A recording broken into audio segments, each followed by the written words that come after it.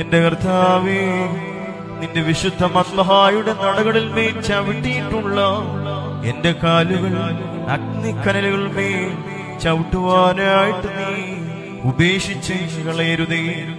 എന്റെ കർത്താവേ, നിന്റെ വിശുദ്ധാലയത്തിൽ ആത്മീയ സംഗീതങ്ങൾ നിനക്ക് പാടിയിട്ടുള്ള എന്റെ വായ് മിണ്ടാതിരിപ്പാൻ തക്കവണ്ണം നീ മൗനമാക്കി കളയരുതേ.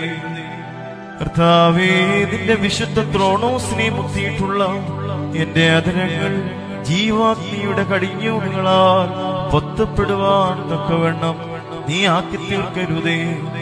എന്റെ കർത്താവേ, പരമാർത്ഥികളായ ഈ ആടുകൾ നിന്റെ ഊടുവഴികൾ ചൊവ്വായി നടക്കാത്തതിനാൽ അവരുടെ കുറ്റങ്ങൾക്ക് വേണ്ടി നീ അവരോട് യാതൊന്നും പ്രതിപകരം ചെയ്യരുതേ. സങ്കടത്തോടെ ഞങ്ങൾ നിന്നെ വിളിക്കുമ്പോൾ ഞങ്ങളുടെ അപേക്ഷയുടെ പ്രാർത്ഥനയുടെ ശബ്ദം നീ കേൾക്കാതിരിക്കരുതേ.